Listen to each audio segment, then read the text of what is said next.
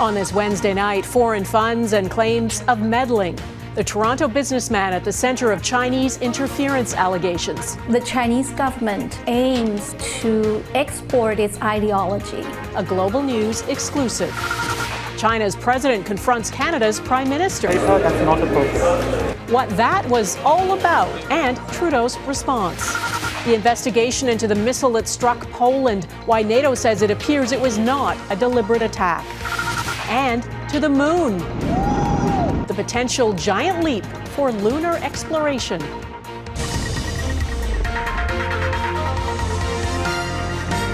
Global National with Donna Friesen. Good evening and thanks for joining us. Global News has uncovered more detail about how a large sum of money was allegedly transferred from the Chinese consulate to an election interference network, including federal political candidates and their staffers. And we have more information about the Toronto man alleged to be at the center of that operation. All of this relates to the story Global News investigative reporter Sam Cooper first broke last week about foreign interference in the 2019 federal election. Tonight, Jeff Semple delves deeper into the new information that's emerged. In 2019, China's president welcomed visitors for an overseas Chinese conference. And among the honored guests greeted personally by Xi Jinping was Torontonian Wei Changyi. Wei is the owner of Foodie Mart, a supermarket chain in Ontario and BC. He's also the permanent honorary chairman for the Confederation of Toronto Chinese Canadian Organizations, or CTCCO. The umbrella group has held numerous pro-Beijing rallies in recent years, and sources say Wei is now the subject of two separate investigations involving allegations of foreign interference. Back in January, sources say that Canadian security officials met with Prime Minister Justin Trudeau and several cabinet ministers. Sources say that the officials presented a series of briefs and memos outlining how the Chinese government is allegedly targeting Canada through a series of foreign interference campaigns, including an attempt to influence the 2019 federal election. Sources say Wei helped to facilitate the transfer of around $250,000 from the Chinese consulate. Those funds were allegedly sent first to an Ontario MPP and a federal candidate staff member. From there, sources allege the money was distributed to a network of at least 11 federal candidates, along with campaign staffers. According to the briefs, the recipients included both liberals and conservatives, and some, though not all, were aware of the source of the funds. The Chinese Communist Party has been taking advantage of this multiculturalism of Canada and the free and open society of Canada to do its political agenda here. In 2014, Doris Liu was filming a documentary on a planned Confucius Institute for Toronto.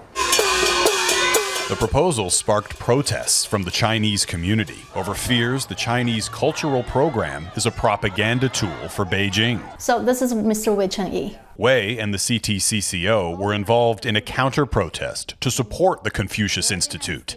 Liu says participants were bussed in, and the pro-Beijing rally coincided with a lavish cultural event. I was filming there, and I was wondering where the money come from. Sources say the Chinese consulate provided $1 million to finance rallies supporting the Confucius Institute. And sources say some of those funds were funneled through Wei and the CTCCO. Through these so-called cultural exchange programs, the Chinese government aims to export its ideology. RCMP sources say investigators are also probing Wei's alleged links to several properties, including this one near Toronto, allegedly used by Beijing as so-called police stations to conduct surveillance and even forced repatriations against members of the Chinese community. Wei did not respond to repeated attempts to contact him, including at his Toronto office. I'm from Global News. We've been trying to reach him. Global News reached one man by phone who identified himself as a CTCCO official. He called the allegations nonsense. The lawyer for the Ontario MPP allegedly involved, whom we're not naming, told Global News there is no truth whatsoever in the allegations of your unnamed and clearly unreliable alleged source. The way the Chinese government operates to develop what we call agent of influence, bringing them close to legitimate elected officials, is their primary target. No criminal charges have been laid against Wei, and there's nothing illegal per se about local proxies transferring money. That, says this security expert, is the problem. Canada needs now urgently to equip itself with a foreign interference law to empower authorities to crack down on foreign interference. Jeff Semple, Global News, Toronto. Canada's Prime Minister and China's President met face-to-face twice on the sidelines of the G20 meeting in Indonesia. And that second meeting was tense. Xi Jinping berated Justin Trudeau for revealing to the press what they discussed in their first meeting. Their exchange was caught on a Canadian media pool camera. Here it is. Everything we discuss is then leaked to the paper. That's not appropriate. And that's not how the way the conversation was conducted.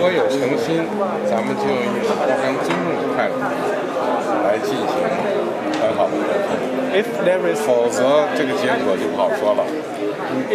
sincerity on your part, free and open and frank dialogue, and that is what we will continue to have. We will continue to look to work constructively together, but there will be things we will disagree on, and we will have to let's create the conditions first. The two leaders shook hands at the end, but it clearly shows the frustration of the Chinese president. Global's Mackenzie Gray is traveling with the Prime Minister. He breaks down that exchange and what it could mean for China-Canada relations. Donna, it's the second time in as many days that Justin Trudeau and Xi Jinping spoke, but this time the cameras were rolling.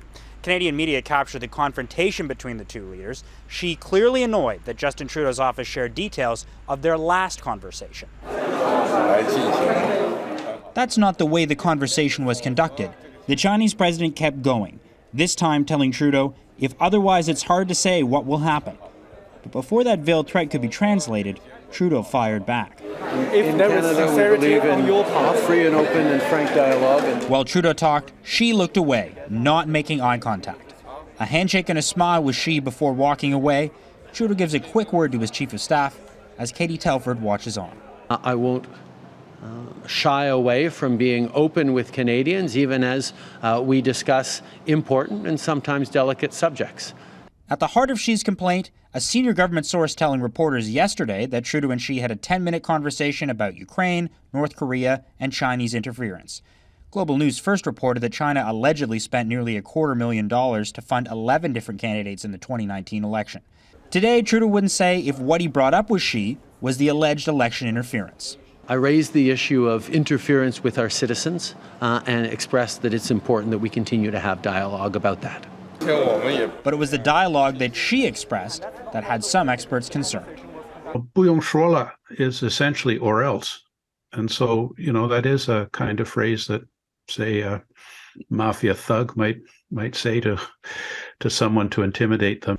In the eyes of China, these conversations between Trudeau and Xi never happened. The Chinese Foreign Affairs Ministry never put out a readout, and a spokesperson said they had nothing to share at this point.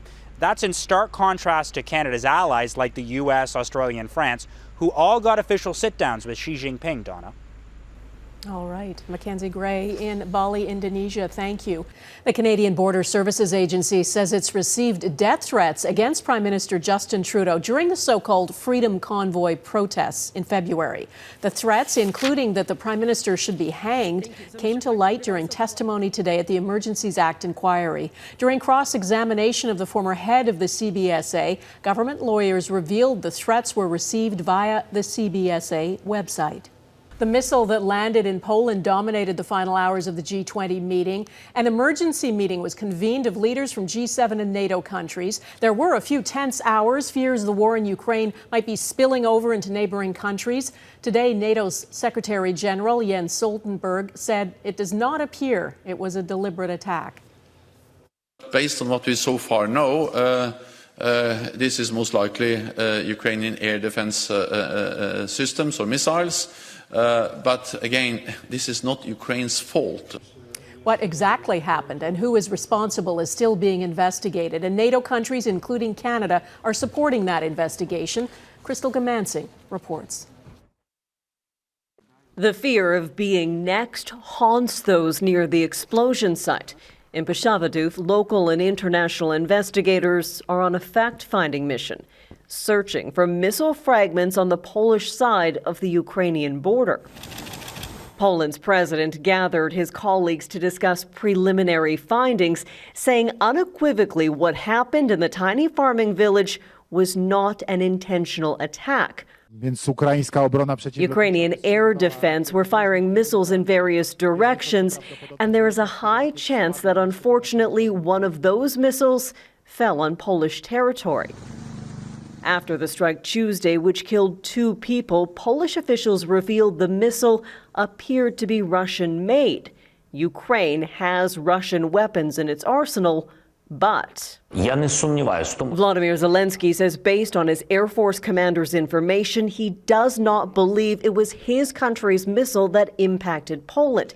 He's asking for access to the site, saying Europe is his partner. Russia acknowledged it unleashed mass strikes using air and sea-based long-range systems that day, but says it did not target anything near the Polish border. Even if that's the case, NATO countries such as the UK say Russia is still responsible. The only reason why missiles are flying through European skies and exploding in European villages is because of Russia's barbaric invasion of Ukraine. Canada has offered investigative support and is standing by Ukraine. This is an unjustifiable and illegal war exacted by Vladimir Putin. With no end in sight to the war and Russia's continued reliance on aerial assaults, there's no way to guarantee it won't spill over again. It could have been me, says this farmer. The head of NATO offered reassurance, saying Eastern Europe is protected and that the alliance will defend its territory should it come to that. Crystal Gamansing, Global News, London. Here at home, the latest inflation numbers are out, and for the first time since June, Canada's Consumer Price Index did not see a drop. It held steady at 6.9%. That's the same as September. Although still high, Canada's inflation rate is doing better than the United States, which is at 8.2%, and the United Kingdom, which hit 11.1% today. It's also well below some of the hardest hit countries like Turkey, where inflation sits at an astonishing 83.5%. Lots of Canadians are struggling, though, and as Anne Gaviola reports, so are some small businesses. Economists were expecting worse, but inflation is still too hot. Prices at the pumps climbed nearly 18%. Mortgage interest costs more than 11% higher than this time last year. Dry and fresh pasta prices up nearly 45%. Margarine 40%. Lettuce 30%. The soaring price of lettuce is more than garden variety inflation. A key growing area in California was hit with diseased crops in a growing season plagued by drought and extreme heat. Many restaurants are cutting way back on portion sizes, and some have replaced iceberg and romaine on the menu. Trying to make it stretch, trying to make sure we use every last bit of it. And then so next week, we're changing the menu again, as we normally do, to try to include as little as lettuce as possible. Metro and Loblaw both reported higher third-quarter sales today. Loblaw's growth driven by both food and pharmacy purchases. But smaller retailers in particular continue to struggle with price pressures, labor shortages, and lots of consumer demand. They're being hit from all sides at the moment. It's sort of a perfect storm for a lot of businesses. UTB in Calgary is a small shop feeling the pinch in a way that big box stores aren't. It's leaning on local suppliers to reduce supply chain and shipping related costs. We aren't bringing in the really expensive winter jackets because we know that those families can't do it. So we're trying to source less expensive items, but keep our quality. With inflation still elevated, money markets expect yet another interest rate hike from the Bank of Canada in December, but this time a moderate 25 basis point increase. Anne Gaviola, Global News, Toronto. Is it round 2 coming up while Ontario's education workers have set another strike date? Plus, Quebec's health minister says he's worried about a spicy cocktail of viruses.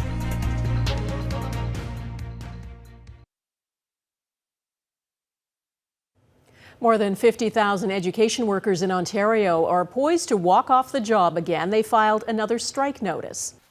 This fight started with a focus on services for students. We will not abandon parents just because Doug Ford waves a loonie in our face. The Canadian Union of Public Employees, which represents education workers, says although both sides agreed to a $1 raise in hourly wages, the provincial government is refusing to fund improved student services and hasn't met demands for higher staffing levels. Ontario Education Minister Stephen Lecce calls the potential new strike unfair and unnecessary. If a deal is not reached, the union says it will launch a full strike on Monday. Health officials in both British Columbia and Quebec are recommending people wear masks in indoor public places as the triple hit of respiratory viruses is straining the healthcare system. Neither province has plans to reintroduce mask mandates. And I do not believe we need that heavy hand of a mandate to send a clear message that masks are an important tool that we can all use during this time and in every respiratory season. Quebec's health minister is recommending masks be worn in all crowded public spaces, saying what he calls the spicy cocktail of flu, RSV, and COVID is gaining steam and increasing the burden on an already overloaded healthcare system. President Trump's past ahead, the circumstances overshadowing Donald Trump's bid for a return to the White House.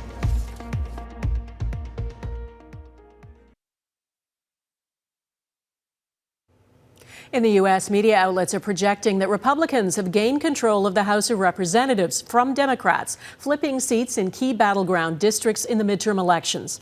Democrats still control the Senate, so President Biden now faces dealing with a divided Congress to get legislation through. Also, Donald Trump has made it official. The man who claims the 2020 election was stolen and who inspired a deadly riot in an attempt to keep himself in power wants to run for president again. The question is, does the Republican Party want him? Jackson Prosco reports.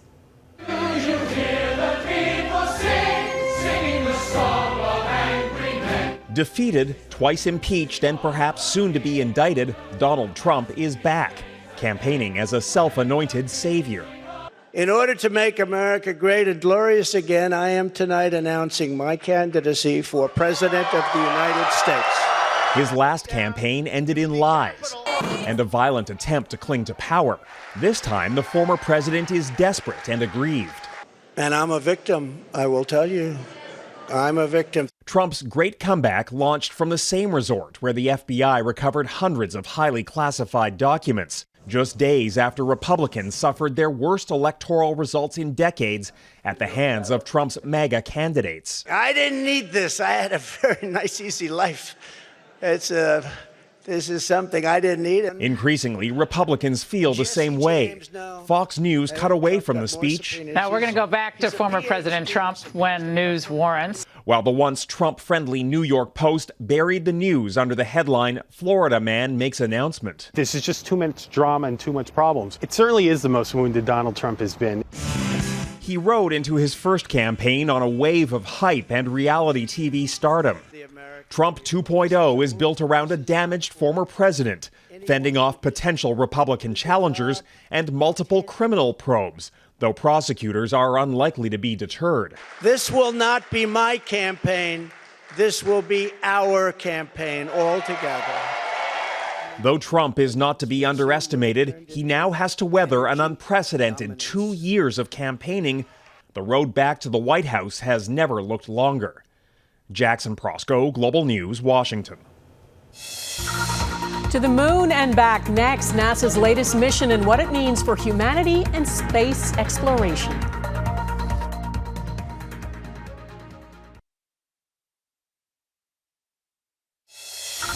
And liftoff of Artemis I. We rise together, back to the moon and beyond. That liftoff was certainly a spectacle. NASA's Artemis I rocket is finally on its way to the moon. A 25-day test flight, which finally got off the ground after months of delays caused by technical problems and back-to-back hurricanes. There are no humans on this flight, but if it goes as planned, there soon could be. Eric Sorensen explains the mission and the role Canada is playing.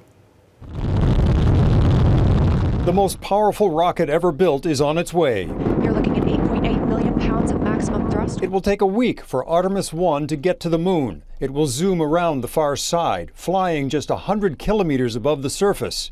It will circle and then slingshot into a distant lunar orbit before it returns to Earth 25 days from now.